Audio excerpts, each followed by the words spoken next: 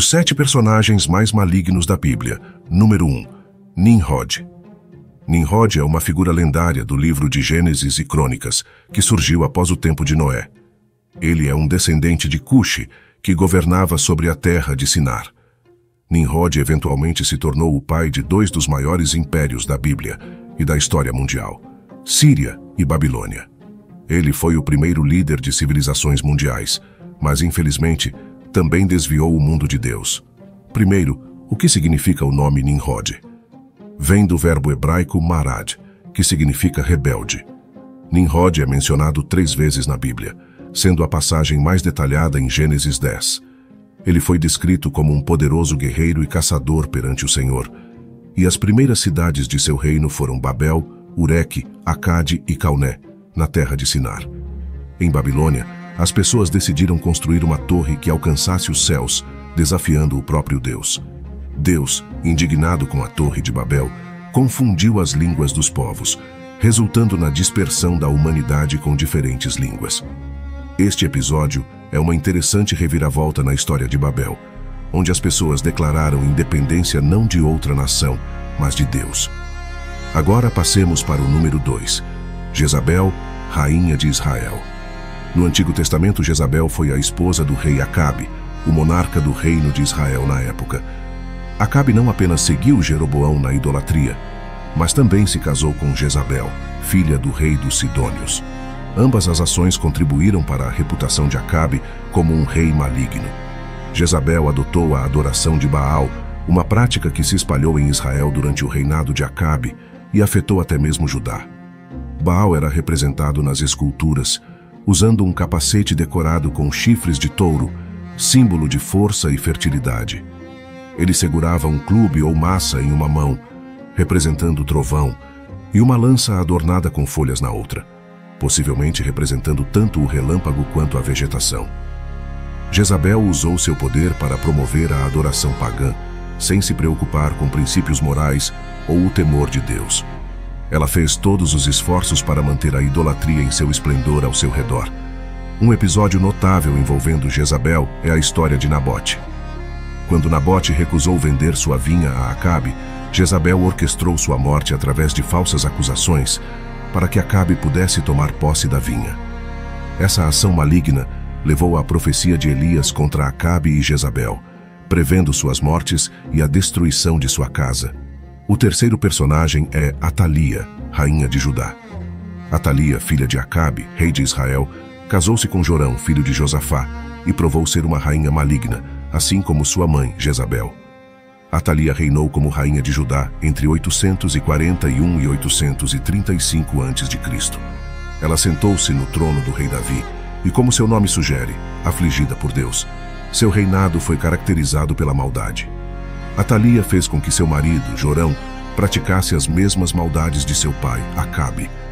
Segundo Crônicas 22, verso 3, ele andou nos caminhos da casa de Acabe, pois sua mãe era sua conselheira para praticar a maldade.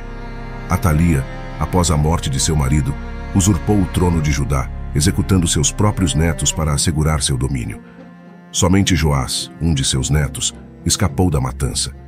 Ele foi escondido pelo sumo sacerdote Joiada, que posteriormente liderou uma revolta para coroar Joás como o verdadeiro rei. Quando Atalia descobriu, ela foi morta, e Joás foi coroado como o rei legítimo de Judá. Agora, passemos para o número 4, o Anticristo. O Anticristo é um personagem central nas Escrituras, representando a oposição ao Messias. O termo Anticristo tem 2 significados principais: contra o Messias e em lugar do Messias. O apóstolo João, em suas epístolas, alerta sobre o espírito do Anticristo, que já estava no mundo e se manifestaria de maneira mais proeminente no futuro.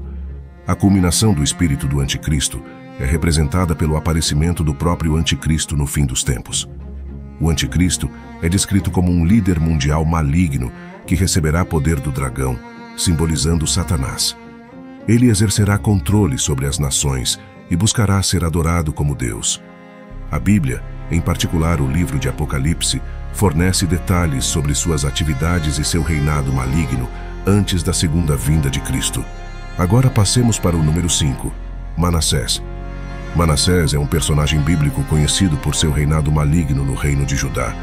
Ele era filho do rei Ezequias, mas ao contrário de seu pai, Manassés governou de maneira ímpia. Tornou-se rei com apenas 12 anos de idade e reinou por 55 anos, marcando um dos reinados mais longos na história de Judá. Manassés abandonou a adoração exclusiva ao Deus de Israel e reintroduziu a idolatria no reino. Ele construiu altares para ídolos e até mesmo sacrificou seus próprios filhos no fogo como parte de rituais pagãos. Sua maldade provocou a ira de Deus, resultando na ameaça de juízo e exílio para Judá. No entanto, mesmo depois de ser levado cativo para a Babilônia, Manassés se arrependeu e buscou a Deus, sendo restaurado ao trono em Judá. Essa história destaca a incrível misericórdia de Deus ao perdoar até mesmo o mais ímpio quando há verdadeiro arrependimento. Agora passemos para o número 6. Caim. Caim é conhecido como o agricultor que matou seu irmão Abel, marcando o primeiro homicídio na história humana. A história de Caim e Abel é encontrada no livro de Gênesis, no início da Bíblia. Caim e Abel, filhos de Adão e Eva, ofereceram sacrifícios a Deus, mas apenas o sacrifício de Abel foi aceito. Caim, movido pela inveja e raiva, matou seu irmão Abel. Deus confrontou Caim sobre seu pecado, mas em vez de se arrepender, Caim mostrou falta de remorso e foi marcado por Deus para protegê-lo de vingança. A história de Caim serve como um alerta sobre os perigos da inveja, raiva e falta de arrependimento. E finalmente passemos para o número 7, Herodíades, rainha da Galileia. Herodíades é conhecida como uma rainha maligna por sua responsabilidade na execução de João Batista. Ela persuadiu Herodes Antipas a prender João e jogá-lo na prisão. Herodes estava relutante em matar João devido ao medo da reação do povo e porque considerava João um homem justo. No entanto, durante um banquete, a filha de Herodíades dançou, encantando Herodes e seus convidados. Impulsivamente, Herodes prometeu conceder-lhe qualquer pedido, e ela, instigada por sua mãe, pediu a cabeça de João Batista em uma bandeja. Herodes, apesar de estar triste, cumpriu a solicitação.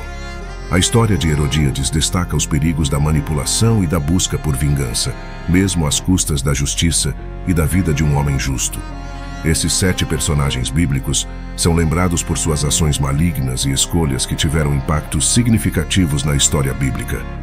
Suas histórias servem como lições de advertência sobre os perigos do pecado, da rebelião contra Deus e da busca de interesses egoístas.